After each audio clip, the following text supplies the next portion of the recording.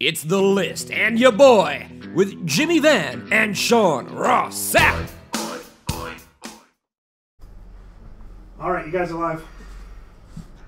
What's up, you guys? Sean Ross Sapp, managing editor of Fightful.com here. It's September 27th. It's time for episode number 39 of The List and your boy. Before I do the introductions, head over to Fightful.com. We have pro wrestling, MMA, boxing, news, photos, videos, interviews, podcasts, and forums on anything you could really think of. We actually have our forum contest ending today, and we're going to start a new one almost immediately. All you got to do is head over, sign up at the Fightful forums, start a topic, you go into our contest thread and type entered. It's a good time. I am joined today, as always on Wednesdays, by Fightful.com founder Jimmy Van. How you doing, Mr. Ross Sapp? Doing good. Little tired, but I'm good. I'm tired as well. So, so that forum contest. So, what's the prize for that? A Ric Flair defining moments action figure. Would it look anything like this one? I mean, anybody can be one of 10,000 satisfied customers. There you go. We're gonna get to that later, but sure. Well, I'll announce the winner. Okay. It's Poetess Lady Love from our forums. So congratulations. So it's done now. The contest is done now. This one's done. How'd you pick a winner? I picked them at random. Did you just pull it out of your head? There's little randomizers on the internet. You type in names. And you put in every name? You put every name into the randomizer? Yeah, of course. Cool. So there you go. So she wins this exact one right here. That means that you get my DNA on it somewhere, somehow. Oh, that's not cool. It's kind of creepy. I knew Nigel would like that. So give Sean your address, and we will get this out to you. So there you go. Yes. There you go. You know that we are experiencing a heat wave in Toronto right now. That's setting records. Setting records, Sean. My friend Amanda sent me a snap, and it had the Celsius on it. And I'm like, I don't know what that means. And she said over 100 degrees, and she lives just outside of Toronto. Yep. Yesterday broke a 117-year record, and as a good Canadian boy, I've had enough. I've had enough, Sean. I want some cold now. I'm ready for some leaves to fall. I don't need 110-degree weather in late September. Chisel some ice off that heart of yours. oh, yes. I could go in so many directions with that, Sean.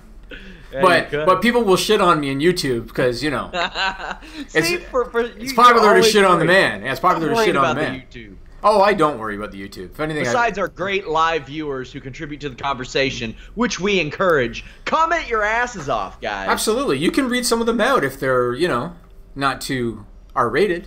It's all right. Sure. So I guess we should start out. So you know me, and I'm a big proponent of organic traffic. I'm a big proponent of, I want to actually be a contributor to the combat sports arena. I don't want to be just an aggregator. I don't want to be one of 1,000 sites that takes news from everybody else. I want to be a story maker, Sean, and you know this. And boy, something happened late last week and into the weekend that was interesting. You want to go into some detail about that? Yeah, Yushin Okami got choked out by a Von Flu choke. It's the most ignorant thing I've ever seen. I saw that too. So, yeah, we brought on David Bixenspan. This is very much a last-minute everything that happened. David came to me. I've worked with David many times. I've worked with him at several sites. He was actually my editor at What Culture. And he told me he had this story, and I knew a little bit about what was going on. Oh, boy. He knew a little bit what was going on, or I knew a little bit about what was going on. You've got me flustered now. That's why I do it. Jimmy. I want to see how you are under pressure, and this is why I do this. I am under pressure. Fantastic. And it was about the WWN FloSlam situation. FloSlam is suing WWN for basically making false claims as it relates to buys. Mm-hmm. They think that they pumped them up a little bit, and there was a source from formerly of WWN who said they were basically trying to cook the books. Mm-hmm. Not a good situation. Then David leaked an email from Gabe Sapolsky, the Evolve booker, which gave guidelines about what their talent should do to impress WWE officials and probably just what they should do after they get to NXT. personally, when I saw the guidelines, I looked at them and I saw, yep, they all sound good. Sound like what WWE would want, no biggie. Gabe wasn't happy. And then what happened after that email leaked? He spoke to somebody from Voices of Wrestling, which he claims was an off-the-record conversation, and threatened to fire and Evolve talent at random over the situation to find out the source of the email, because this Evolve podcast on Voices of Wrestling had also gained that email. Fightful beat him to the punch. All due respect. And what else happened? What are you talking about? What else happened? A lot of things happened. Yeah, the Regal thing. Regal responded to the email because one of the things that Gabe mentioned in the email was that Regal said that he didn't see a lot of great lockups at PWG Battle of Los Angeles.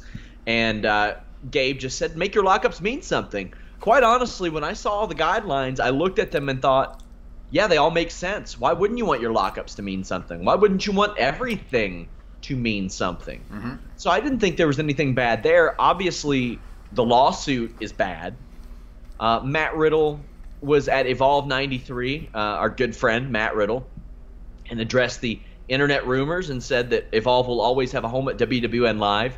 And, I wish him success. I've got a lot of friends that work at Evolve. Mm-hmm. Something that didn't even hit my brainwaves, John Morehouse was like, do you think Jason Kincaid will get any heat over this? And I hadn't even thought about it. Mm. I completely forgot he was under Evolve contract, but he's one of our great writers. Like, he does some really incredible work for us. So there's a lot of stuff I want to talk about with this. So first and foremost, does WWN own Evolve? Yes. They do. Okay. And so Gabe Sapolsky, he's the booker for Evolve, but he's also a co-owner of WWN. Mm-hmm. Okay. And so one other thing that happened that you forgot was when David Bixenspan posted the first story about the lawsuit, Gabe Sapolsky, clearly he had been copying and pasting the Fightful article, right? Clearly he had been copying it, probably sending it to different people. That happened too. Yep. Gosh, there's so much that happened. It's hard to nail it down. So much happened in like a 3-day period. Gabe was promoting his event for Evolve. And I didn't even think anything of it because I had posted all the information for the Weekend Evolve shows in addition to this. I was like, here are the cards. Cedric Alexander's going to be on them. Yep. So when I saw that he had tweeted a Fightful link along with Evolve this weekend, Cedric Alexander, I thought that's what he linked to initially. Mm-hmm. I didn't click the link. I wrote the damn article. I knew what he was linking to. Mm-hmm. Oh, no, I didn't. My inbox blew up, and people said, this is pretty good advertising for you. And I went to it, and it was the article David Bixenspan had written. That's right. So Nigel, basically, after we broke a story about how this promotion is getting sued, one of the founders of the company accidentally tweeted the link to the article.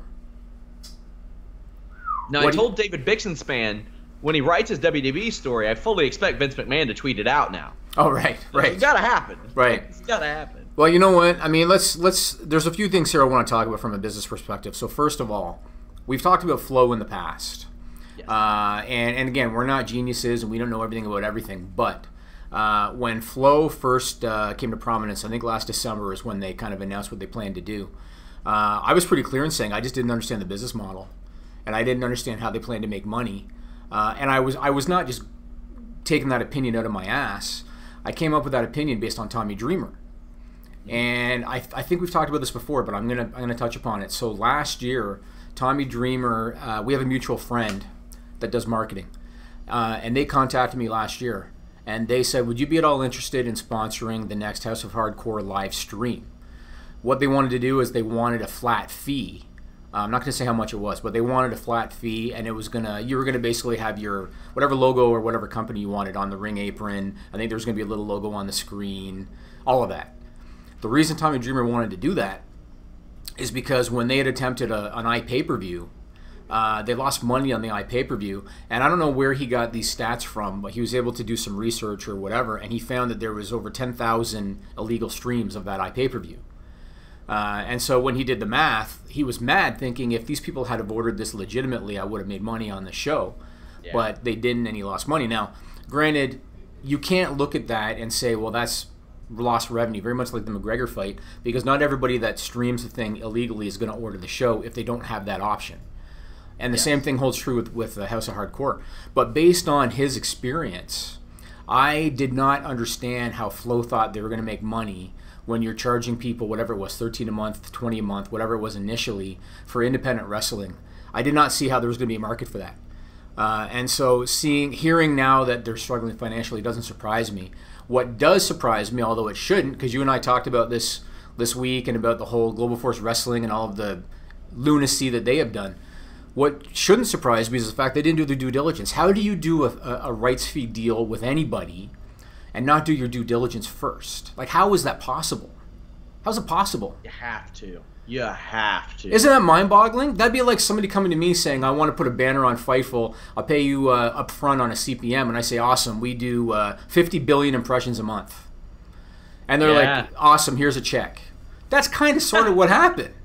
Isn't it? You know what? I have encountered plenty of advertisers that do that. And I don't lie. I don't inflate our numbers. I've never inflated any numbers that I've sold, but they're just like, okay, hey, let me see a screenshot of your Libsyn. Let me see your analytics page from YouTube, anything like that even. It's mind-boggling. It's quite remarkable. And I know Gabe's in a very bad place, admittedly. And, that's a bummer for him. I like Evolve. I like what Evolve brings to the table. Yeah. I like many of their talent. I mean, there have been a lot of guys who have left Ring of Honor to go to Evolve. You had ACH, Donovan Dijak, Matt Riddle passed on ROH to go to Evolve. Yeah. Jason Kincaid got his start in Ring of Honor and ended up signing an Evolve deal.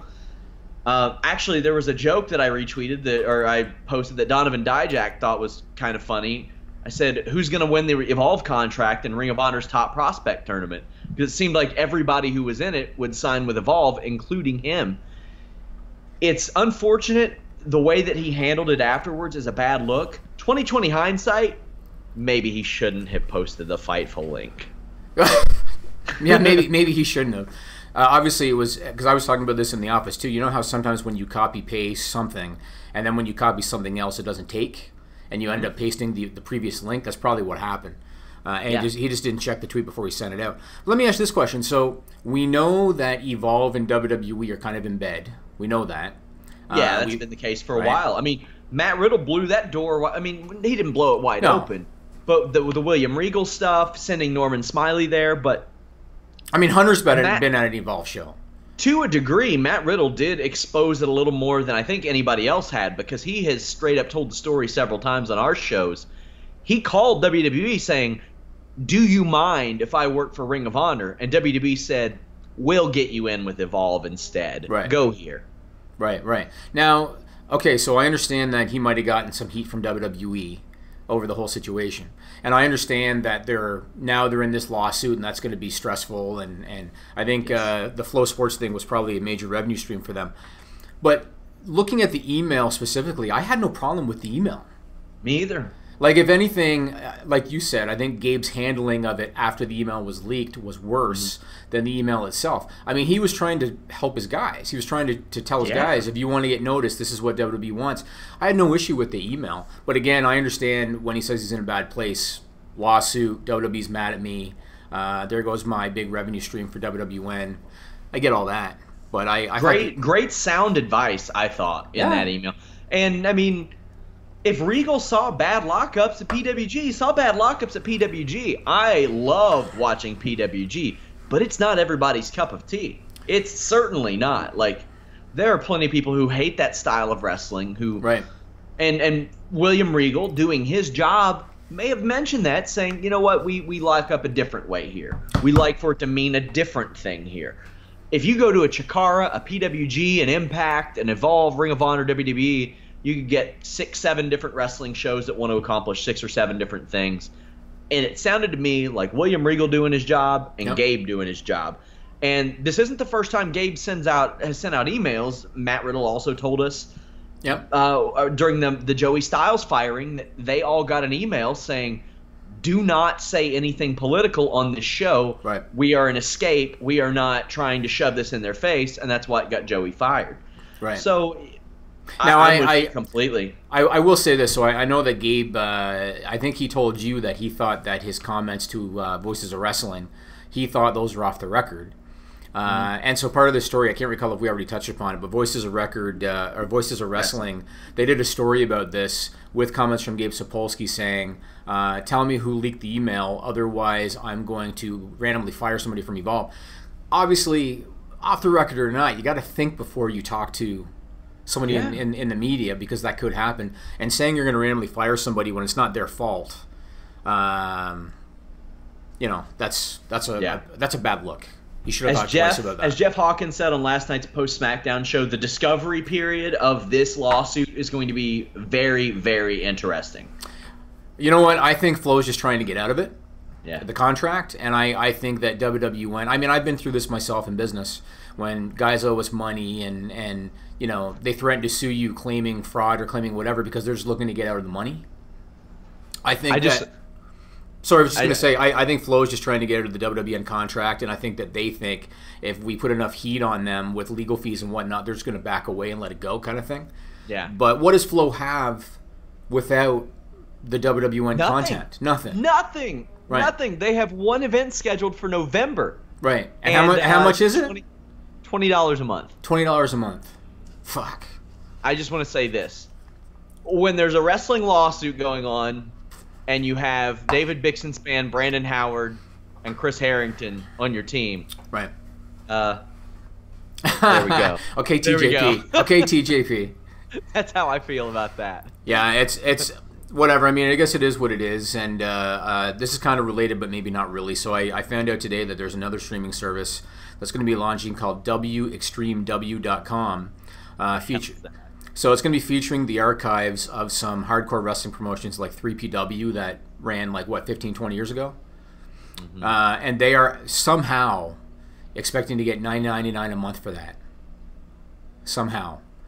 So that is... Get up on High Spots Wrestling Network and hope it does good. Yeah, it's going to be a tough sell, but the reason I'm bringing this up is because, like we've said from the start, FloSlam was a very difficult business model. And now you're seeing these other guys pop up because they're probably thinking, hey, we just have the content sitting on a server. If someone's willing to pay us $10 a month, awesome. Right? It's probably low overhead and all that. Let me ask you this, Sean. I thought Powerbomb.tv did a really good thing when they offered 6 months of their service to anybody with a FloSlam annual subscription. Right. That was a good way to capitalize on it. And apparently that's another issue, right? So apparently Flo, when guys are trying to cancel... they basically won't give them any money back. So if they've paid up till the rest of the year, they're saying, okay, good, you're canceled as of the end of this month, but they're not giving them any money back. Right?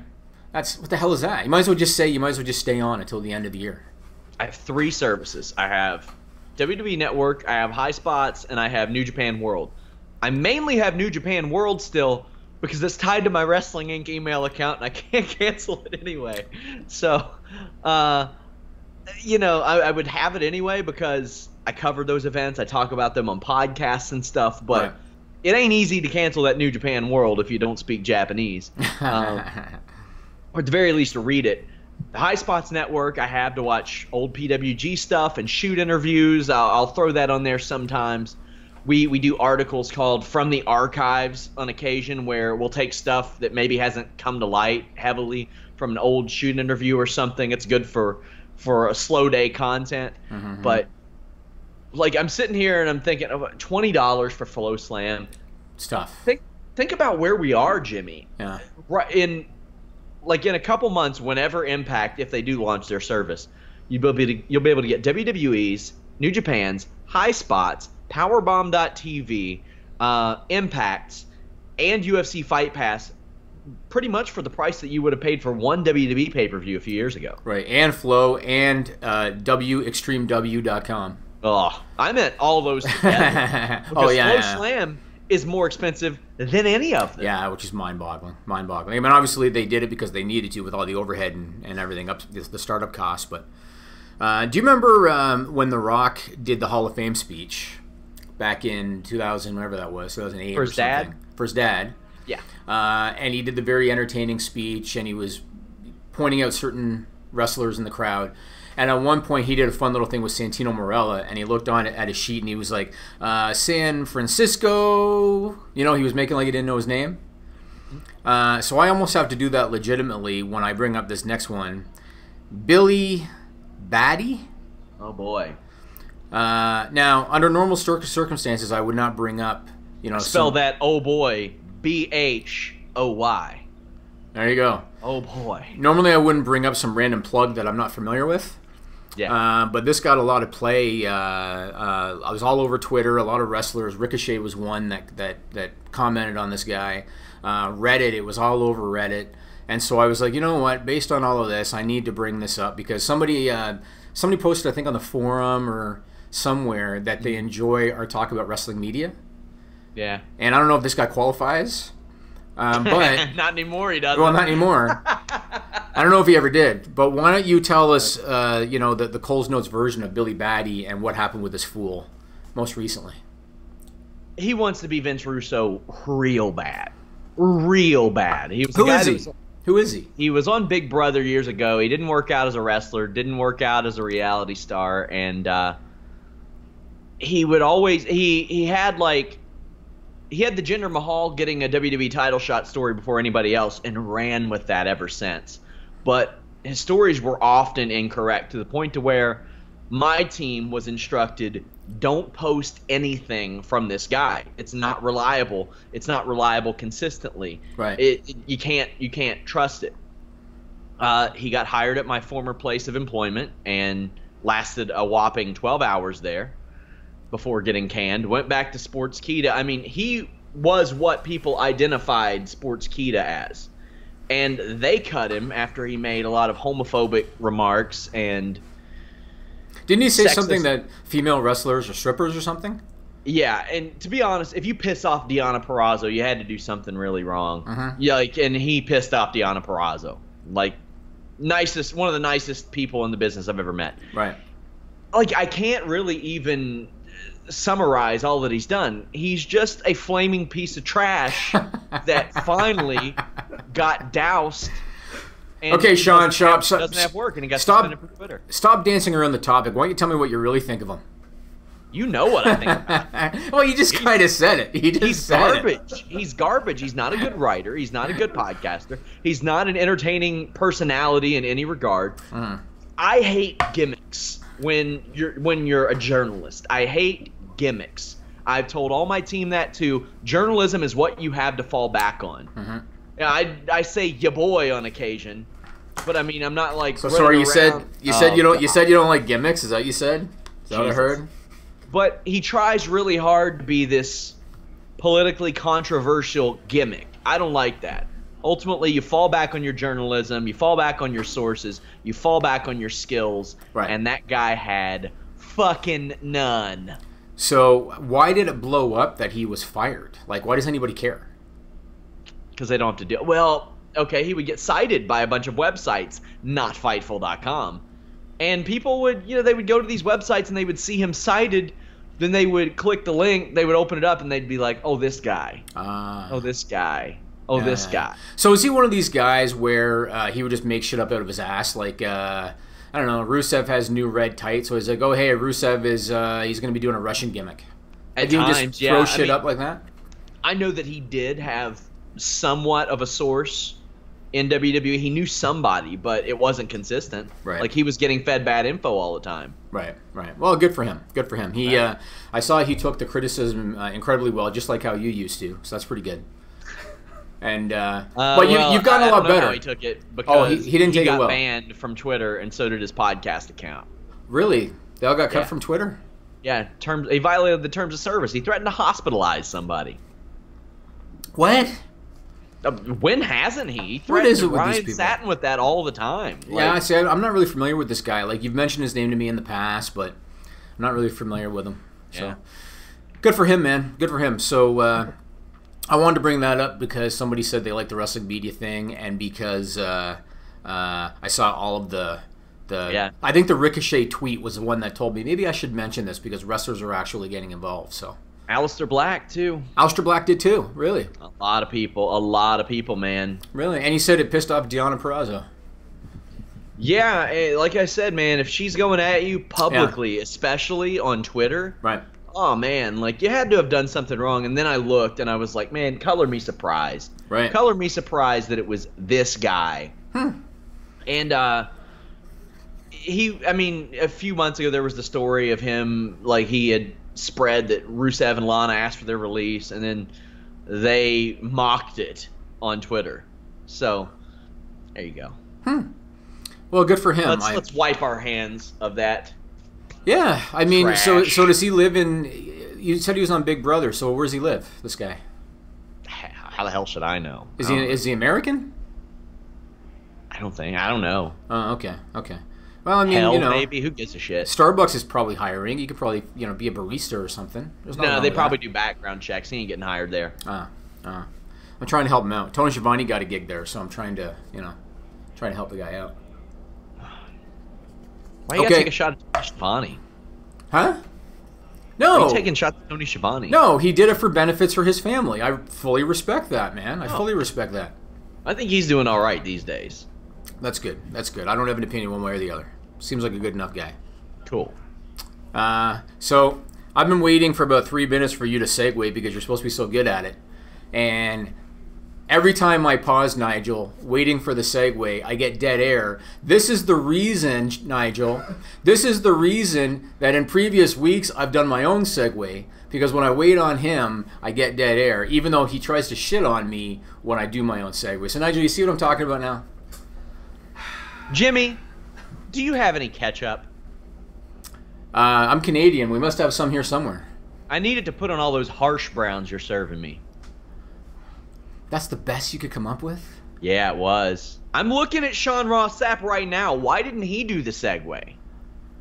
That's actually a good point. Like what? That's a good point. You're running this mask bullshit on me, and you're sitting there saying, "Oh, I've been pausing all the time."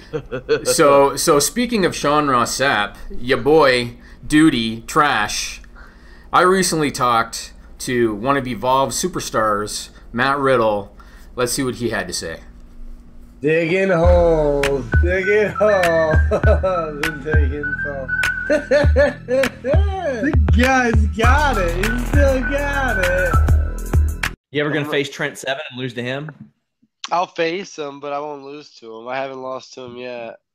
So I got to be honest. When people have seen the episode where you got mad at me because I said Trent Seven was gonna beat you, and I was in Cincinnati doing a commentary gig, and you sent me a text, and you're like, "I just beat Trent Seven in 6 seconds." I was like, "No, you didn't." I was like, "Shut the fuck up! You did not beat him in 6 seconds." And I really thought that you got people at the event to tweet that you did it. You beat him in 6 seconds. How does that go down? I mean, you show up at the venue, and the person in charge says, "Hey, quick night for you." Do you get? I'm so intrigued by how that plays, because, I mean, do you get a full booking fee for wrestling a 6-second match? I'll tell you this, man.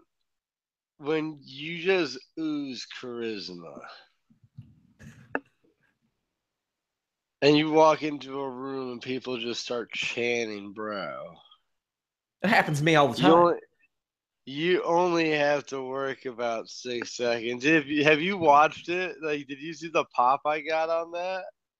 Yeah. 6 seconds. That's all you need sometimes.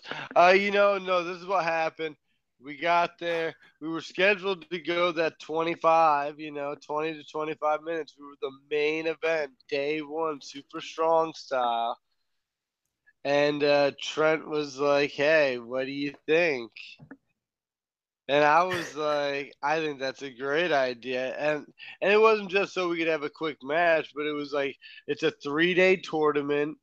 There's going to be 2 more days of wrestling. Every match on all these cards are 15 to 25 minutes because it's super matches, kind of like Bola. Every match is 15 to 20 minutes, So it's let's shock the system, And we all talked about it, and management was down, and we cut us free. Does management pay you all your full booking fee for that? They sure did. It's got to make you feel kind of good, doesn't it? Hey, we played our part on the card, and we got a great reaction. It told a story for the whole weekend. It helps. It's got to feel like a win all around. You got a giant pop.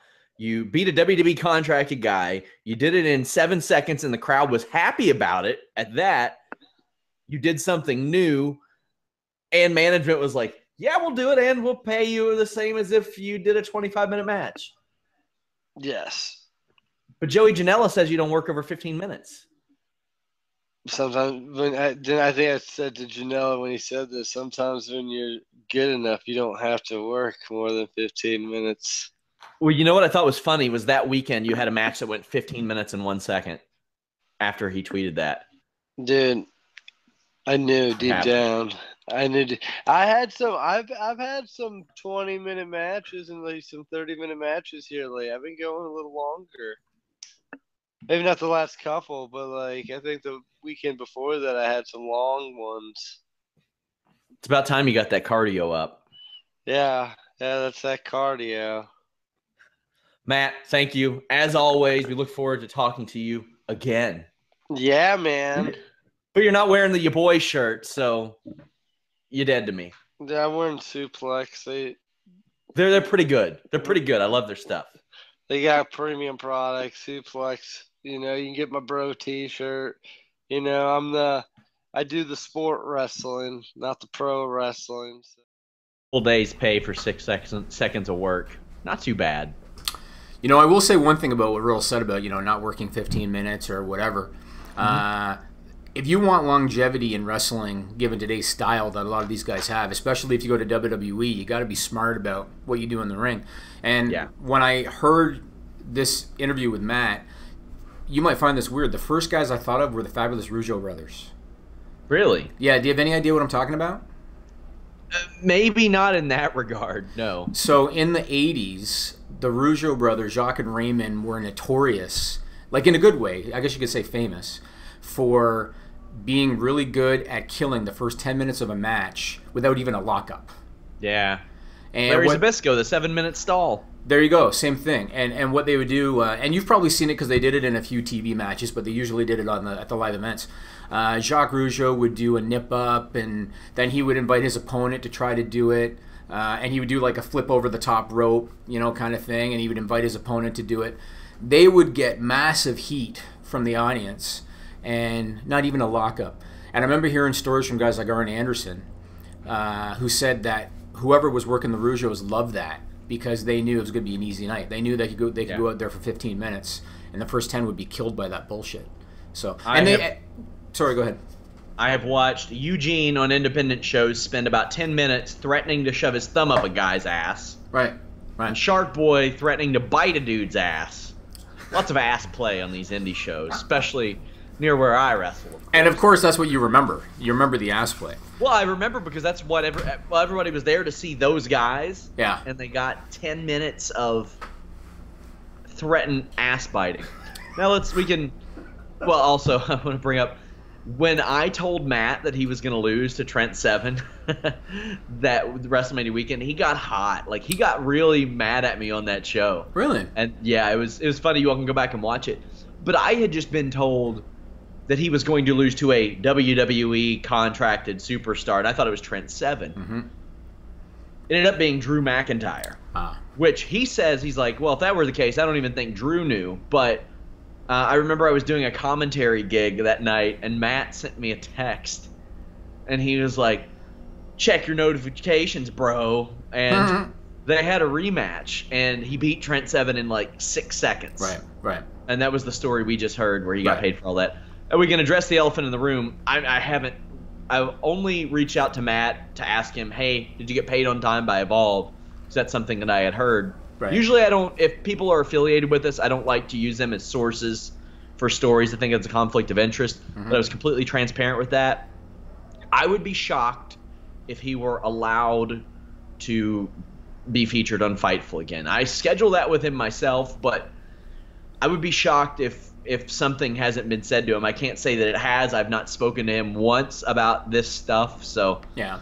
But we like Matt. Yeah, it was all good. I want to talk about No Mercy. Yeah. I don't want to touch upon every match, but there's certain matches I do. So, first and foremost, Brock Lesnar versus Braun Strowman. What did you think? Thought it sucked. I agree. It sucked. I thought it was very disappointing. And I really did not like the finish. And when the finish happened, I thought of Brock and Samoa Joe. And I thought of how a lot of people said, well, that's bullshit. Brock beat him with one F5. Yeah. And in that match, Brock Samoa Joe, I had no problem with that because it was Samoa Joe. And because Samoa Joe took like 85% of the match.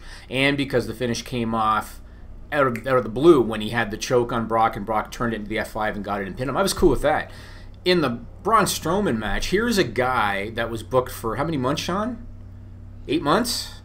Yeah. As a monster, and he's destroying everybody and everything, and the finish came out of nowhere. It's like he just, I can't recall if Brock reversed a power slam attempt, but he just picked him up, F5 pin. Brock either got tired or forgot a spot is what happened. Yeah, you think so? Yeah.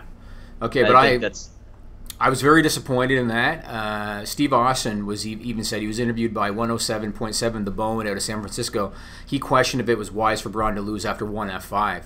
And when I saw that happen, I thought to myself, okay, this is not the end of Braun Strowman, but they have to capitalize quick in order to kind of get him back to where he was. And if you think back to Fastlane last March, the Fastlane pay-per-view, he was beat clean by Roman Reigns. And he didn't lose any shine because right after that, he continued doing his thing. He continued attacking Roman Reigns on Raw. They had a couple of rematches. One was the ambulance match. One was the last standing match. Braun won both of those. And so losing at Fastlane didn't hurt him. I felt personally that what they did on Raw was not the way to get his shine back kind of thing. Because beating up Curt Hawkins, who gives a shit? It's Curt Hawkins. Then he goes into a match with Dean Ambrose. And, you know, you got to love when they do the tape all the time because they want you to know the guy's hurt, right? So he goes in there with Dean Ambrose, who's supposed to be hurt with a taped-up shoulder, and they had a competitive match. Like, Braun should have steamrolled Dean Ambrose if he's got a taped-up shoulder. But they had a competitive match, and I watched that, and I thought to myself, they've taken the shine off of him a little bit. You know, well, I think they fumbled with him a lot. Honestly, I thought he should have beaten Roman earlier this year. I don't think anybody should have beaten him by now. I think he is the next Brock Lesnar. You can have Lesnar beat him, but, man, that was super underwhelming. I agree. Why didn't he not only win the Andre the Giant Memorial Battle Royal, but eliminate every single person in it? Right. He should have done that. I don't give a damn about Rob Gronkowski. Rob Gronkowski was on the show 2 weeks later doing the same damn thing that he did at WrestleMania. Right. He didn't need that spot for him. Right. As for the Ambrose thing, I didn't mind that as much because outside of, like, when we're talking straight one-on-one matches, virtually the only guys this year he's really faced are Reigns, Cena, Lesnar. Those are all top-flight guys, and WWE wants you to believe that Dean Ambrose is on that top-flight level, that he's just tougher than everybody. And he didn't get, like, a ton of offense in. They had, like, he choked him a couple times. He landed a few spots here and there. I didn't think it was that competitive. It was long, but... Yeah. I thought it was pretty competitive. I mean, he got him on the floor, I think, and I don't know. But I'll tell you what's even worse than all of that. So, Nigel, do you remember a few weeks ago we told you about this wrestler who had fake blood poured on him in the ring after he lost a match clean? They poured fake blood on him in the ring, and he cowered around on the mat like a frightened deer. Do you remember when we told you about that? Yeah, I think you mentioned. Yeah, so that would be Mr. Finn Balor. And so Finn Balor loses clean to Bray Wyatt a couple months ago, whenever that was, cowers on the mat like a frightened deer, comes back to win a couple of rematches, still does spots in the matches that don't make sense to me, like when he's on the top rope, Bray does the crab walk, so he's got a look of fear on his face, as opposed to just jumping off and fucking stomping on him anyway. And now the rumor is that the cowering frightened deer is going to get the next title shot at Brock Lesnar. The cowering frightened deer who is 100 pounds less than Brock Lesnar. I mean, I could accept that. I could always accept it. It's pro wrestling. It's pro wrestling. Exactly.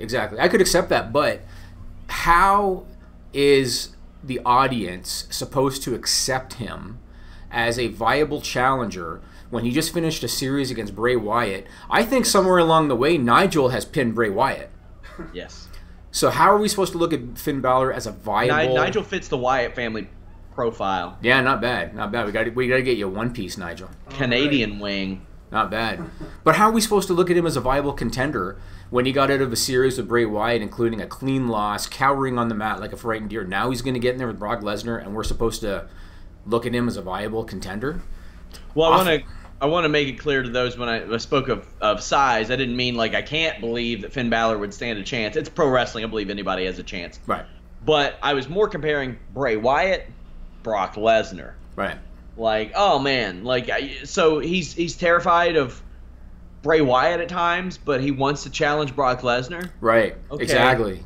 Whatever. You're right. His matches have been better lately. I've enjoyed Finn Balor matches lately, but yeah, and you know what? We've talked before about how they dropped the ball with Bray Wyatt and how now Bray Wyatt is kind of damaged as a talent. Can you imagine if they had protected Bray Wyatt with all of the magic and bullshit that he does, and then put him in a program with Brock Lesnar, and had him trying to pull that shit on Brock Lesnar? That would have been entertaining. Or they did the same thing. They didn't fumble as often with Braun Strowman, and you have a ready-made feud with Braun Strowman and Bray Wyatt. Absolutely. Bray Wyatt brought him in. Yep, absolutely. Yep, it would have been good, but it is what it is. Roman Reigns, John Cena. So this was a match that going in, I didn't anticipate it that much. I very much look forward to Brock versus Braun, and that was disappointing, as we've talked about. Roman and Cena, I didn't look forward to that much because it was pretty clear to me Roman Reigns was going to win. The match I thought turned out pretty good, but here was the problem I had. Tell me if you agree or disagree. The things we don't like about those characters came out in the match. The thing we don't like about commentary came out in the match. And for me, it took away from the match. I mean, here you had John Cena, and I know that he likes to improvise a lot. He likes to play off the crowd a lot. He's supposed to be in a serious match. He's just had a month's worth of... To a fault. To a fault, right. So he just had a serious... he was going into a serious match. They just had a month's worth of serious promos. 2 minutes into the match, some fans are chanting, "You sold out," and Cena decides, you know, on the fly, I'm going to just pretend to walk out. I'm going to take a powder. Right. Like, I watched that and I thought to myself, you're destroying the legitimacy of the match. Then to make it worse, Roman Reigns kicked out of about 73 attitude adjustments. 4. Might as well be 73, Sean. It might as well be. I just don't like how they book him as Superman all the time. But they both take a back seat to greatest of all time, Sean. Greatest of all time. I'm wondering if Gisberto Guzzo... either maybe he took account already, or if not, if you're listening, could you go back on the network, watch that match, and take account for me? How many times did Michael Cole say, greatest of all time, when it comes to John Cena? He must have said that 20 times in the match. And clearly he was told to say it. Clearly they wanted to position Cena as the greatest because they wanted to give that rub to Reigns and make it look like Reigns just beat the greatest of all time. It was so irritating, I found. It distracted me from the match, having to listen to Cole say greatest of all time 112 times. Where do you rank him greatest of all time in WWE? He's had a longer run than about anybody but The Undertaker. Top 5. Yeah. And you gotta, I think. You have to, and I look at it like this. And we're going to get to this a little bit later when we talk about Cena on Edge and Christian's podcast. I do think that when he started 15 years ago, it was a lot easier to make it to the top of WWE, and it was a lot easier to have longevity in WWE than it was in the 80s when Hogan was on top, than it was in the 90s when Austin was on top. It's a different world. They keep guys under long-term contracts now. It's just a very different world. But at the same time, would they have kept him on top for 15 years if he didn't draw? I doubt it. No. I doubt it, even though it can be argued that they've had Reigns on top for 3 years and he's not drawn.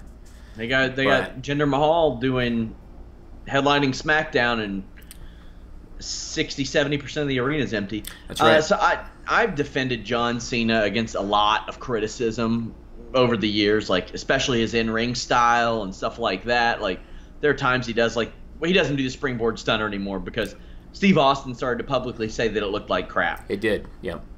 I'm okay with him doing the part-time thing. I'm okay with that. I hate going with the typical, he buries all these people. I hate to use terms like that. I don't like the smark, all that horse shit. He knows what he's doing. when he does some of these things. I mentioned it with the Baron Corbin deal when he rolled out of the ring and he put on a damn cowboy hat. He was saying, this match isn't important because I'm not treating it as important, and neither is this guy. So don't think he's important. He did that with The Miz several weeks ago, if you remember, Jimmy. He, on the fly, was like, okay, well, I'm leaving. And The Miz had to stop him. Thankfully, The Miz is as quick on his feet as he is. He did it again Sunday. Okay, well, I'm leaving. Yeah, WrestleMania caliber was the term that they threw around 50 times. Right. Greatest of all time is what they threw around. Right. And he thought that it was a smooth move to powder out after the way that this has been portrayed and the things that they have said to each other. He thought it was a smart move to take a playbook out or a play out of a 1970s, 1980s playbook. Hup, I'm going to leave. And then Roman has to turn him around and punch him. And the selling initially was comical. Like, it was... Right.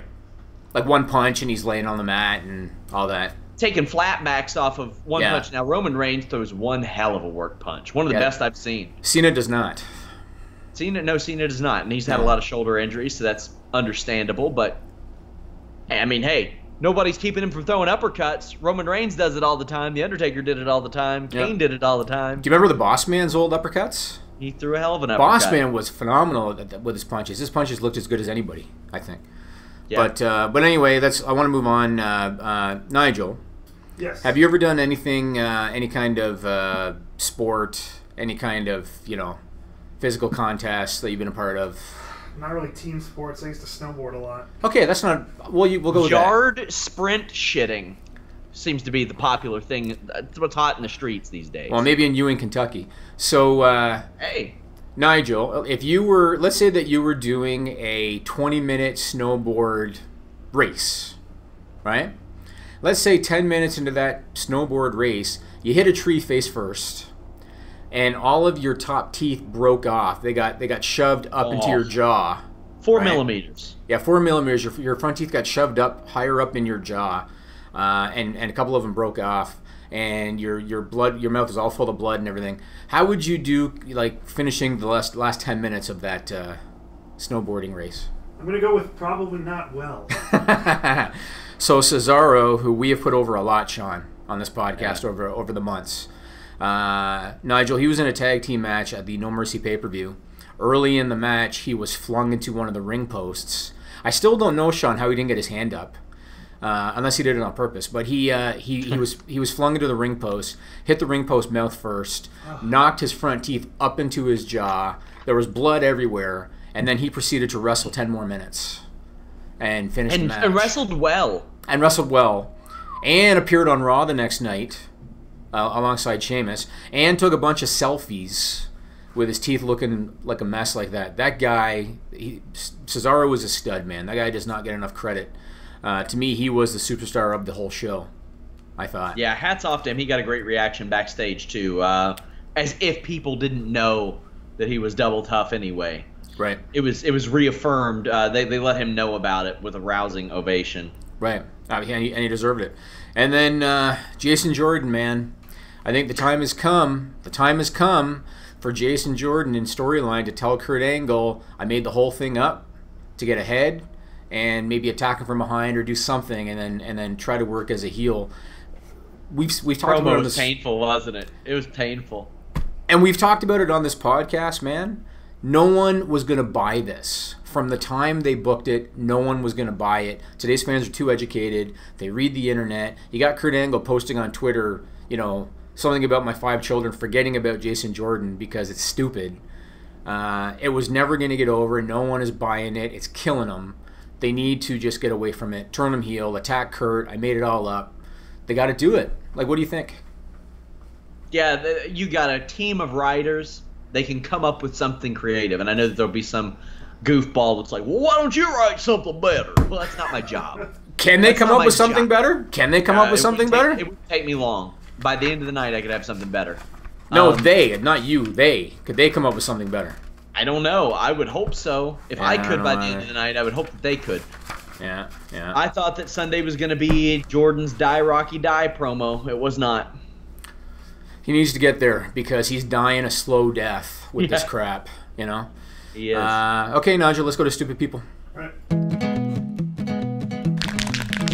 This is a stupid song, it just goes on and on. You might find some meaning, but you would be wrong. All right, so first off, Trevor Strong, trevorstrong.org. Thanks for the use of that song. We have an update, Sean. You and I talked about it off the air. According to KRDO in Colorado Springs, a family representative, quote unquote, claims that the Mad Pooper has a brain injury and can't control herself since gender reassignment surgery. And that is their explanation for her taking random shits on random lawns for apparently the last 10 weeks. And a brain injury, allegedly. That's what I said. A brain injury Okay, and sorry. and gender reassignment surgery. Can't control her bodily functions. I think I was like anticipating, like, how am I even going to address this? I may have missed it. Like I said to you, and I don't know how much I believe it. I'll have to see some evidence, like, of the spokesperson. Because I was going to say, evidence of what? Well, there's plenty of evidence that the dropping dukes happen, but I could say that I'm Vetera's spokesperson and that she, in fact, is not loyal to Greg. There is no loyalty there. Or Jimmy Van. And just Oh, no, messed her whole she's life up. loyal to Jimmy Van. I'm the spokesperson. I say she's not. Her whole life is ruined. It is hereby ruined. I don't know that the Mad Pooper... I don't get the feeling that they have a PR team. Like, where can I contact the Mad Pooper for booking inquiries? I think you should contact KRDO. You should actually call KRDO I will. and try to get an interview with the family representative. Okay, let's go to stupid news. Right so after Queen Bee.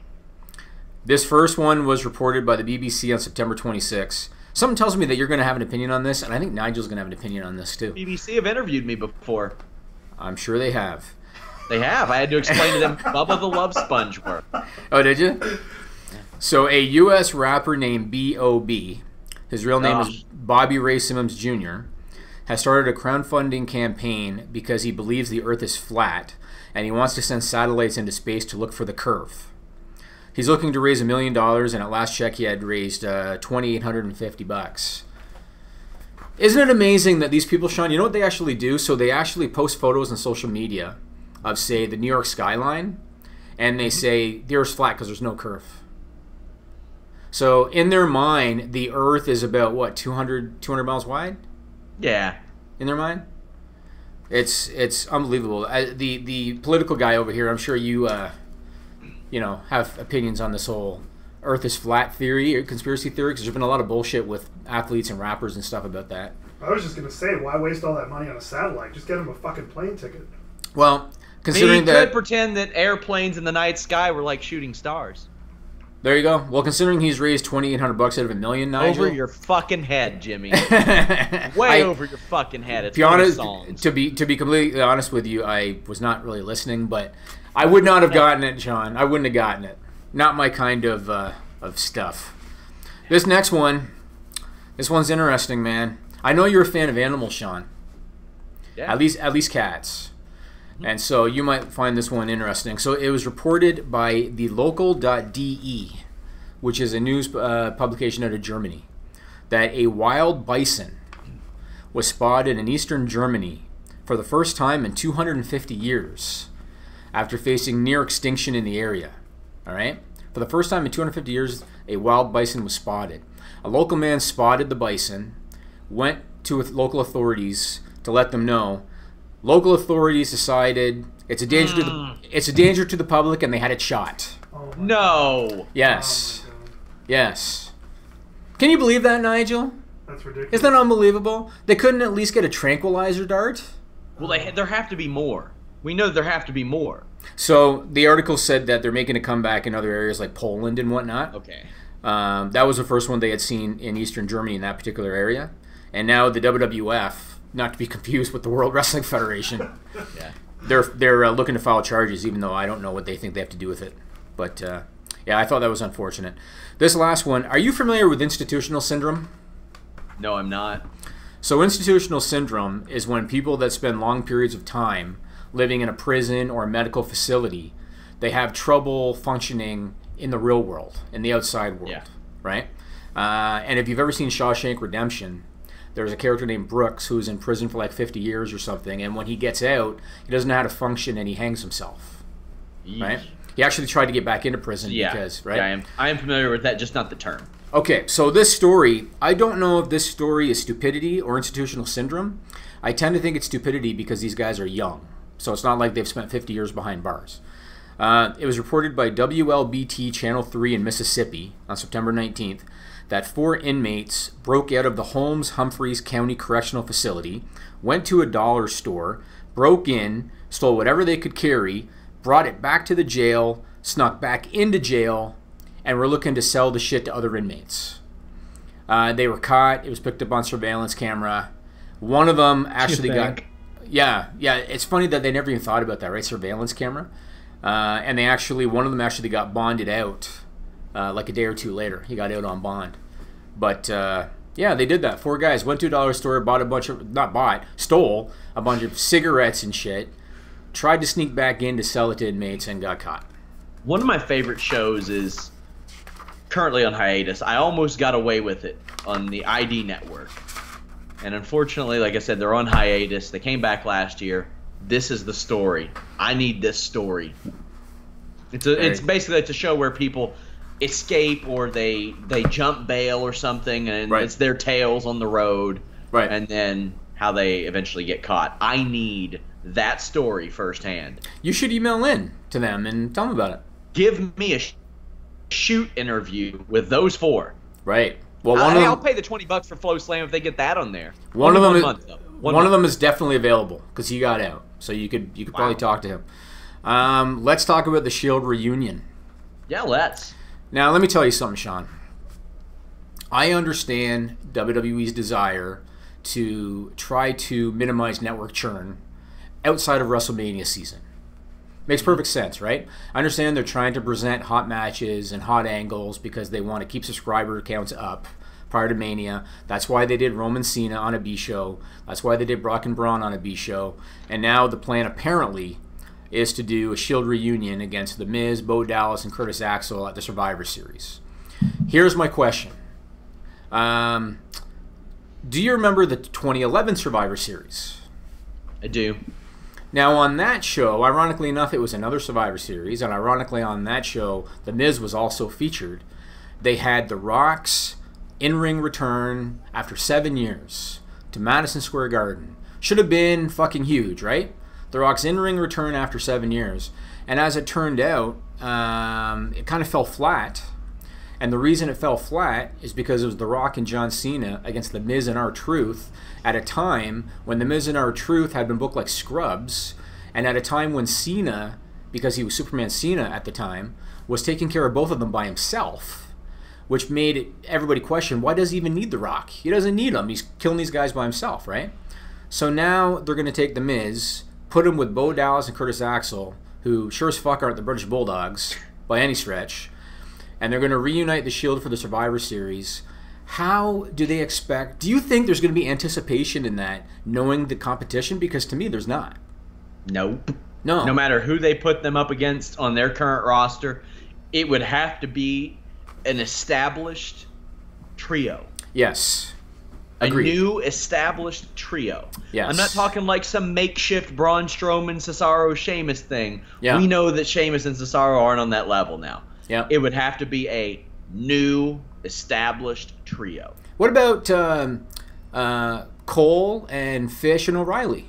That'd be their best bet right now. They could have done that. But I think that once they get in the ring with Reigns, Ambrose, Rollins, Ambrose and Rollins aren't big by any standards. Yeah. They're going to make those guys look real small. Like, a lot of people don't realize how small Adam Cole is. Now, however, you're right. All 3 of those are fantastic. Kyle O'Reilly's one of my favorite workers in the world. Right. Adam Cole, a great dude. I've interviewed him before, too. Right. Bobby Fish, I was surprised they gave him a job at his age, but he's still doing it better than almost anybody else. So I think they would be a better bet, but you can't do that. There are no good options, so why do it? That is a WrestleMania moment. That's right. To me, they are reducing a lot of what WrestleMania is. Like, the Shield Triple Threat match should have been a WrestleMania main eventer full of full-time guys that they could push. Yeah, but again, I think they're looking at it like Mania's going to sell itself. That's kind of the mentality. Yeah, I hate that. I hate that too, Right. because we're sitting there for 7 hours while it sells itself. Yeah, yeah. Well, you're sitting there for 7 hours. I'm not. Yeah, I'm sitting there a lot longer than 7 hours. Because our post show's 2 hours long. Well, there have been rumors prior to No Mercy about a Shield reunion at the Survivor Series, and then obviously they set it up on Raw. And I just thought, Bo Dallas and Curtis Axel? Like, really? You know? Womp, womp, womp. Yeah, I agree. Okay, let's talk about something that I actually like. Let's talk about Enzo Amore, the bad guy. Enzo Amore, everything he's done in relation to 205 Live has been fantastic. He's brought more eyes to it. Agreed. We get more interest in it through the website. We have more requests to talk about stuff on 205 Live. Mm-hmm. It had the main event segment this week, which the post-Raw stuff got great YouTube numbers. It cracked 2 million by last night. That's unheard of for a cruiserweight segment. And his promos have been good, and it's brought out the best in Neville, too. I saw that there were people complaining about Enzo beating Neville. I think Anna had a big problem with it, and maybe Alex did.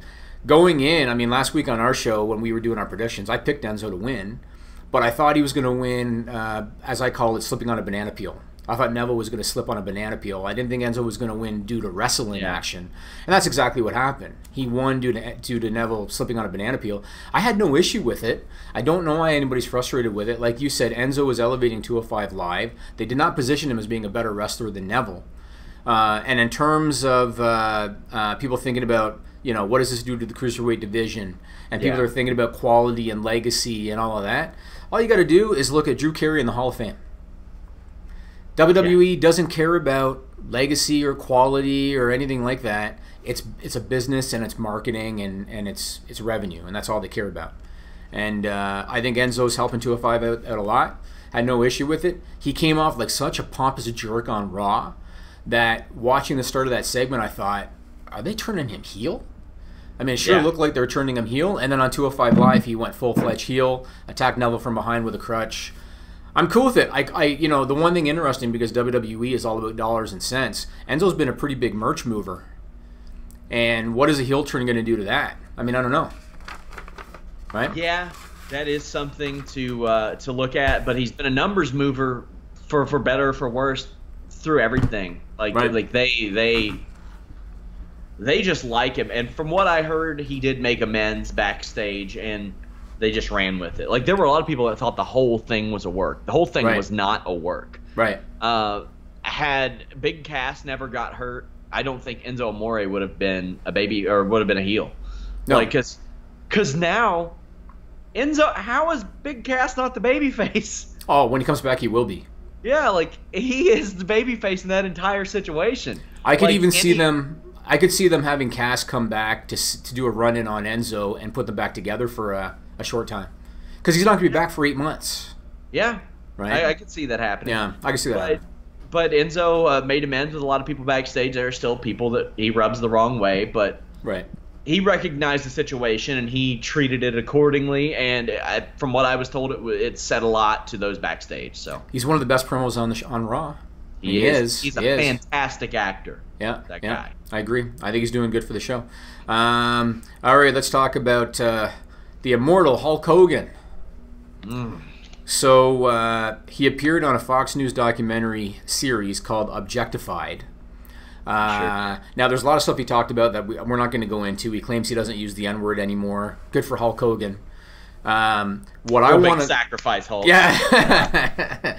What I want to talk about is something, because I know something for a fact that I've told you before. I don't know if I've said it on the show. I'm going to say it on the show today. So Hulk Hogan, on the documentary, he suggested that WWE won't welcome him back. And he said, this is a quote, "I'm not sure. I think they did what was best for business. They were worried about losing sponsors and network support." Okay? I know for a fact, Sean, that last August, Vince McMahon called Hulk Hogan to wish him a happy birthday, and he left him a voicemail. And the voicemail said, "I hope we do business again someday if you're up for it." And that is what the voicemail said, and I know for a fact that happened. I have said before on Fightful that I think the ball is in Hulk Hogan's court based on that. I still think that. I think Hogan is just playing the babyface by saying it's on them. I think it's on Hogan because he's got the back surgery settlement. He's got the Gawker settlement. He's doing big money with the merchandise and all that stuff, the signings. He does not need to go back to WWE. I think he's quite comfortable with where he's at in life and with where he is financially. I think the ball is in his court, not WWE's, and I think that, again, he's just trying to stay the babyface with the public. I just posted on Twitter an article that you're kind of referencing, that you gave us the information about how Vince McMahon did put the ball in Hogan's court. He's got a lot of money. I think I don't think he's dumb. I think he sees the social and political landscape right now and maybe says maybe down the line a little bit further when things calm down, because it's a madhouse everywhere. Yep. And let me tell you something. Imagine if he had come back on Raw after all the NFL stuff and Donald Trump and all. Like, what he said, just, hey, here's some more lighter fluid for that fire. Let's just squirt it all over. And you know, WWE always loves making those political references and pop culture references. And Corey Graves made it a point on their show this week to say, politics is definitely something we're not doing on their show. So I think I think Hogan's not stupid. He understands that too. Even though he does have 2 or 3 people working at his pretty much empty beach shop on a Thursday afternoon when nobody's there. So maybe not smart in that regard. I'm not sure if he actually owns it. I think they licensed the brand. Really? Well, so. Whoever licensed it, maybe not smart. But cool place, though. I loved it there. Really neat. So I sent you a screenshot yesterday. Yeah, you did. And you posted the screenshot on Twitter. I didn't know you were going to do that. Thanks for telling me. But you posted the screenshot on Twitter. Hey, let's just say this. Worth it or not? I suppose. Next time you might want to give me a heads up before you do that. When I sent you in all caps through a WhatsApp message, that is pretty much me saying this is getting posted. I didn't tweet the Ronda Rousey photos. Maybe just shut the fuck up about that. So Ric Flair told People TV that in his career, I wonder what Nigel's going to think of this. Not in his career, in his life, he has slept with over 10,000 women. Now, there's a lot of ways to do the math. It's funny because I think Alex did it from the start of his wrestling career. TMZ did it from when he was a teenager, assuming that, he lost his virginity at like 15 or 16. From the start of his wrestling career. Oh, you did it. Okay. So if you want to just roughly ballpark it, because there's different ways of doing the math, works out to like 200 a year-ish, right? I mean, let's be honest. If it's 10,000, 99% at the very, very, very minimum were in his wrestling career. Oh, absolutely. So no question. You can go with the 222 per year, and that includes like up until today. Yeah, I mean, things probably slowed down a lot in recent years for Ric Flair, but so I sent Sean a screenshot, and I got to say, I really applaud the way that she handled this. So Wendy Barlow, who is Ric Flair's fiance, she used to be Fifi in WCW. They've been together now for several years. She posted on Facebook, and she's got a Facebook account that's private. She posted on Facebook, very simple post, said 10,001. And I saw that and I thought, that's awesome. That's the way to play it. And I sent the screenshot to Sean, and then good old Sean Ross Sapp posted it on Twitter. But Wendy's a worker. She knows what's up. It's true, and I thought it was a great way for her to handle it. Good old Ron Jeremy, and Nigel's laughing because you know exactly who Ron Jeremy is, Nigel. He's trying to get that Mania payday, isn't he? Yeah, maybe. Can you imagine? So Ron Jeremy was caught by TMZ, probably sitting at a table having a meal somewhere in West Hollywood. They asked him about the number that Flair, claimed of 10,000, and Ron Jeremy's calling bullshit. He says it's just impossible. Ron Jeremy was joking around about, you got to live your life. You got to, if you're young, you're going to school, you're eating, you're sleeping, you're shitting. Impossible. Who knows? The one thing I will say is that there have been a lot of stories about Ric Flair and his escapades. A lot of stories going back to the late 70s, early 80s. So you never know, Sean. You never know. But it would be Tony Schiavone's podcast one week when I listened to it was pretty much just about how big Ric Flair's wiener was. So There you go. But there have been a lot of stories about how he would take off all his clothes and be walking around with just the robe on, and he's done that like a million times. Who says he's only doing one at a time? Maybe he's doubling, tripling up here. Don't need to go into those details. Anything's this is just possible. You think Vince Russo's double or tripling him up? I don't think that he is anywhere near 10,000. Let's hear from Vince. You know I'm sexy, and then you know I'm sexy boy, I'm not the boy. Another situation that you had to deal with, and it was an unfortunate one, like shortly after you showed up in WCW, Bret Hart gets kicked in the head. Yeah. He's got to retire. What kind of a monkey wrench did that throw into any plans? Oh, God, bro. It was everything, bro, everything. And I mean, like, the pay-per-view was a couple of days away, and we had to fix it, bro. We had to quick fix it. And again, I was just trying to logically figure out something that would make sense, get us through the pay-per-view, and then figure out long-term. But Bret was a big part of 2000 is one I would love to just speak with you about for like a full hour, because that was that you all got hit hard right before that, like several matches. Oh, I remember Jared. I remember Jeff. Jeff couldn't work because he got a concussion when Snooker came off the top of the cage. We lost Jeff. We lost Bret, and it was a couple of days before the pay-per-view. So what happened over the last week? The last week. So what I tried to do, bro, here's where I always started when I wrote wrestling, with logic. Let's start with logic.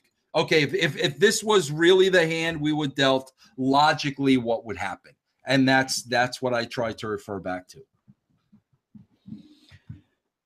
So Bret, he's out of the picture. Was there any heat on Goldberg for maybe being stiff, blasting him in the head?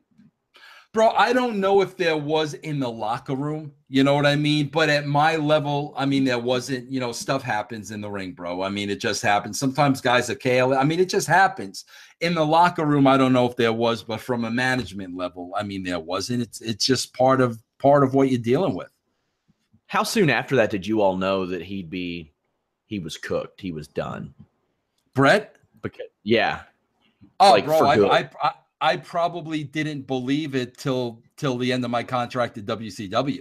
I probably didn't believe it. I probably thought, maybe he was just trying to get out of a bad situation, contract, whatever the case may be. I never thought we were not going to see him wrestle again, ever. Yeah, because we saw him wrestle maybe a dozen more matches, but a lot of them were live event matches, and they were against Sid or Benoit. They'd be DQs or no contest, something like that. Like, he didn't finish a whole lot of matches. The Hart family went through a real tough time that year. Like, it was bad, and even like Bulldog got hurt really bad shortly before that too. Like, it was a tough situation. It was a tough, I want to say 18 months, 19 months for those guys. So, I mean, was Bret figured into the big plans at that point? I know that you all had rekindled the NWO. Huge, bro. Huge. I mean, because one of the things I was watching when I went to WCW was they did not know how to use Bret. They just did not know how to use him. And I had so much respect for this guy, working with him at the WWE. I just wanted to get him in a spot that he belonged in. So, yeah, bro, there were big plans for him at that point. Guys alive. Tip to people who interview Vince Russo. That's the kind of stuff you ask him about, not, well, hey, what about Jim Cornette? You want to get him talking and get some good stories out of him. Ask him stuff that people don't ask him. I always wondered about that Starrcade event, because I remember, I think it was Starrcade, in the days before, just unraveled. Really nothing like we've ever seen before outside of, I remember there was the first Punjabi prison match where everybody tested positive for like elevated liver enzymes, and like several big names off the card got pulled. But that was one of the most doomed wrestling shows in mainstream history. What did you think of Bret Hart's WCW run? Oh, man. If any brand could have used a roster split that early, it would have been WCW. They had so much talent. And he was like, they're like highly touted names would hold their United States title, but you knew it really didn't mean anything. And he was relegated to that, and unfortunately a boot to the head stopped it. Who knows how that NWO reincarnation could have been. So I thought that his run was mostly forgettable. Yeah. I thought that part of it had to do with forces kind of outside of his control, such as when he came in at Starrcade 97. And I don't care what anybody says, I think Hulk Hogan got to Nick Patrick and told Nick Patrick to do a regular count on the Sting pin in order to make everybody look foolish. That's what I think happened. That made Bret look foolish for being out there waving it off, claiming no one's going to get screwed. So that kind of killed him right out of the gate. I think that Bret's passion was gone because of Survivor Series. I thought he was kind of going through the motions a lot. He wasn't what he was in the WWF at that time. There were two things I thought he did that were really great. I thought that the Nitro from Toronto, when he wore the steel plate and Goldberg did the spear, Brilliant. That was great, I thought. And the match with Chris Benoit as the Owen Hart tribute, I thought that was great. Outside of those two things, I thought it was a very forgettable run. I didn't think he had the passion for it at all. It was a forgettable run, and for a while, he missed some time after the Owen situation. That's right. Yeah.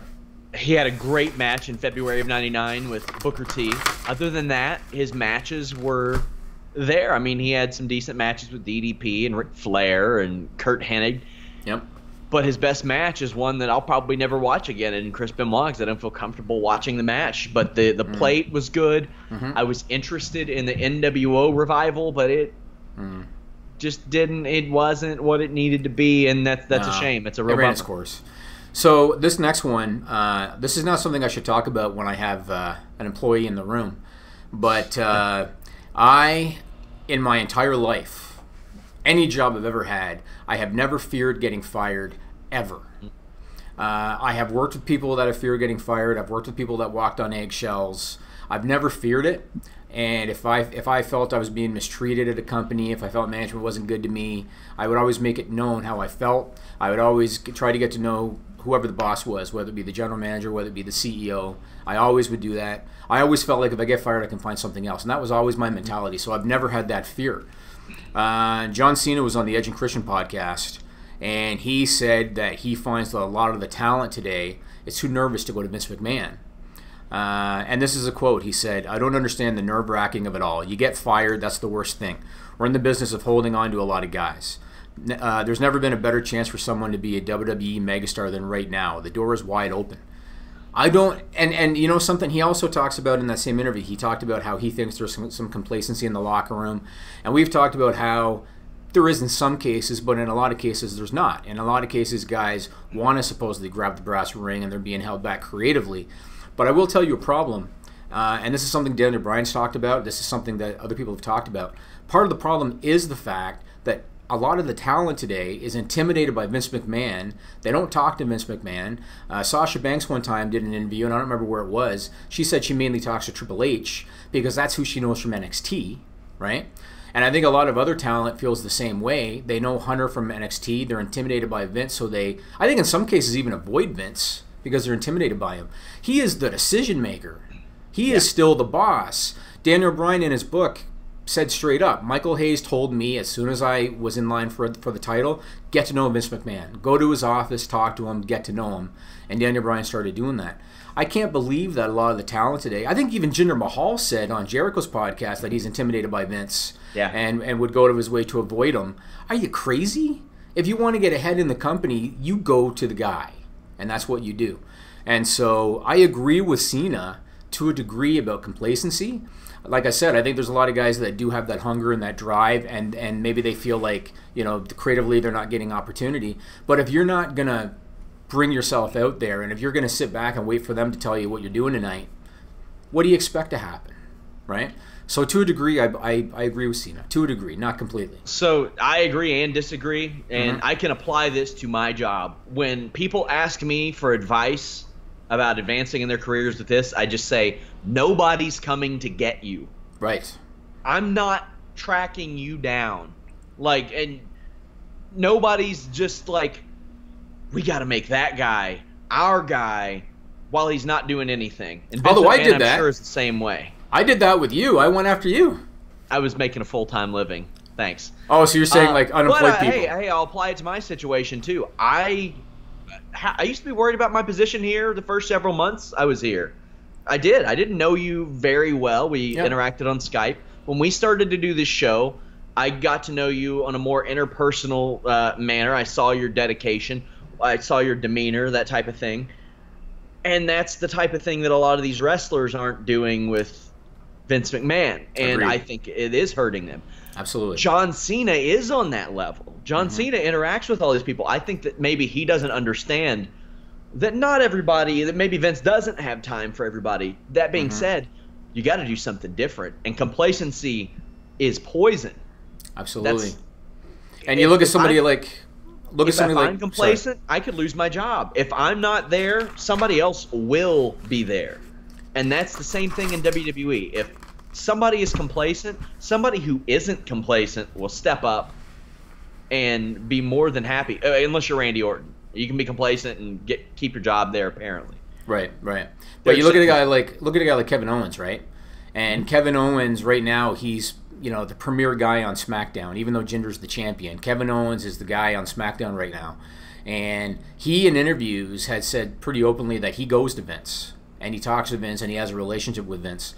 Maybe in a different era, if you look like Kevin Owens, even though you got the promo ability and you got the in-ring ability, maybe in a different era, if you look like him, you don't get an opportunity. This day and age, as Cena talked about, the door is wide open to get an opportunity. And I think that Kevin Owens is not stupid, and he recognized, I got to get in with him. Yeah. Especially if Vince has this opinion of my work based on what I look like. He's the guy I got to get in with. And I don't think it's really an accident that he is now at the top of the card, and he's also one of these guys that has no problem going to Mr. McMahon's office, as opposed to a lot of guys that are still afraid and would rather go to Hunter. Not just that, do different things. Be different. Right. Make an effort to stand out in whatever you do if it's creative like that. Right. Try to be different. If he doesn't want to establish a relationship with you, be different to the point to where he wants a relationship established, like where he sees you as an asset. Like, that's just, you got to do that. I mean, I see that all the time. I see people. I'll put, when I was looking for a new writer, when we hired Jeremy Lambert, I said, guys, send a news sample. Do you know how many opinion samples I got? I got dozens. And I was like, that's not what I asked for. I got a lot of different things that made me take note. You do something different, the person who is in control of your destiny in that regard will step up. And if you follow up, you got to follow up with a Vince McMahon. Absolutely. Hey, what am I doing this week? Why am I doing this week? Just explain it to me. That's something John Cena said, that he said oftentimes you'll end up walking away saying, oh, okay, I get it now, even if you're doing nothing, but you got to make the effort. Absolutely, yeah. Last but not least, I want to talk about The Rock. He is the subject of a pretty good article in adage.com. And the point of the article is talking about his business, 7 Bucks Productions. He is launching a new ad agency called 7 Bucks Creative. They talked to his ex-wife, Danny Garcia, who is his business partner. But one thing out of this article that I thought was very interesting is they talked about The Rock's return to pro wrestling in 2011. And in other articles, in other features, Rock has talked about that return, and he has said that he wanted to go back. His previous management wanted him to distance himself from wrestling, wanted him to lose weight and all that. He got new management, and he wanted to go back to wrestling because that was his passion and all of that. In this article with Ad Age, they very honestly said that his return to wrestling was strategic, and it was not done because he necessarily loves wrestling, even though he does. It was done as a grassroots move designed to make him look grounded and connected to the people. And Danny Garcia has this quote. She said, "We had a lane that no one else traveled," meaning pro wrestling. She said, "He didn't become Tom Cruise. He's not Will Smith. He lives and breathes with the people." And so I found it very interesting that I think for the first time, The Rock has said publicly, I returned to pro wrestling in 2011 strategically to help my Hollywood career. That's why I did it. It wasn't because I missed wrestling and I wanted to go back to it. I did it because I had new management. I wanted to breathe new life into my character. I wanted to, be one with the people, show them that I'm grounded, and that's why I went back. And I thought that was very interesting that he very honestly said that's why he went back in 2011. Yeah, I'm always interested to see his moves and will he ever work again? Wrestling, who knows? But of the people, that's a good description of him, because despite the fact that he's somehow able to eat 14 pounds of fish every single day, he portrays himself and really comes across as just as a remarkably humble dude. And I'm like, how? But okay, I buy it from him. He does come off that way. Jimmy, he's at the point now, it's not saying a lot considering the state of politics these days. People are like, hey, why don't you run for president? What qualifications does he have for that? He's considering it too. Yeah, I know. Why wouldn't he? Why wouldn't he? Yeah. But that's how likable this guy is. Yeah, I agree. Now, I do think Die Rocky Die, he can overcome almost anything. Yeah, I do think after reading this article and having them explain how the return was strategic, it does make you understand why he has slowed down his wrestling appearances. Because since 2011, he wasn't what he is now in terms of his stature in Hollywood, right? And so you can look at it and say, okay, now he's a made man in Hollywood. He's one of the highest paid guys in Hollywood. He's getting all these franchises. And so now he's been slowing down his wrestling work. It's almost like they took from wrestling what they needed in order to get him positioned where he wanted to be positioned, and then pulled back on doing the wrestling stuff. And you know what? I have no problem with that, because WWE got a lot out of him too. Right? Yeah. So I have no issue with it. But I thought that was very interesting. Anything, and especially Danny Garcia, especially the relationship they've maintained. It's amazing. Very, very amazing. It is. I can't think of another one where your ex-wife is your business partner, and they seem like they're really tight. And her new husband is The Rock's trainer. Isn't that interesting? Yeah. Because she's a competitive bodybuilder herself. And if you look at that Ad Age article, she's got guns, this girl. You know? Yeah. Oh, yeah. So, yeah. That's about all I got, man, because we're pretty much at time today. Out of time. Yeah. Shed a tear, pour one out. Fightful.com. Are you being sarcastic? Yeah, I love doing this show. Nigel, I was a little hurt by that. I can tell. Yeah, a little bit. So that's all we got. That's all we got, man. Nothing. Yeah. I had a few more things on my list, but we're at time. I don't like going overtime, so maybe I'll throw them on the show next week. I can deal with that. Guys, head over to Fightful.com. I will start a new contest soon. It'll be very easy. All you got to do is sign up for our forums. We encourage you to use those. And, of course, share our stories, social media, Reddit, all that good stuff. Leave us thumbs up, subscribe, iTunes, Stitcher, YouTube. I want to thank you guys so much for all the support that you give us. Interact with us. Twitter, Facebook, our Instagram, our YouTube, any way that you can. But come over to Fightful.com because we have news, photos, videos, podcasts, anything you can ask for in a wrestling, MMA, boxing website. And if we don't, then just put it in the forums and we'll do our best to get it. Melissa was interacting with people in the forums the other day, Jimmy. Cool. There you go. It's good. She was letting them have it. She was trolling everybody. Awesome. You're not even going to combat that. You didn't even read the post? No. Okay, she didn't really troll people. She was incredibly polite. She was as polite as any non-Jimmy Van Canadian would be. Sean's like, damn it, he no-sold the whole thing, Nigel. Not fair. Guys, until next time, follow us at Fightful Online cross-platform. We are out.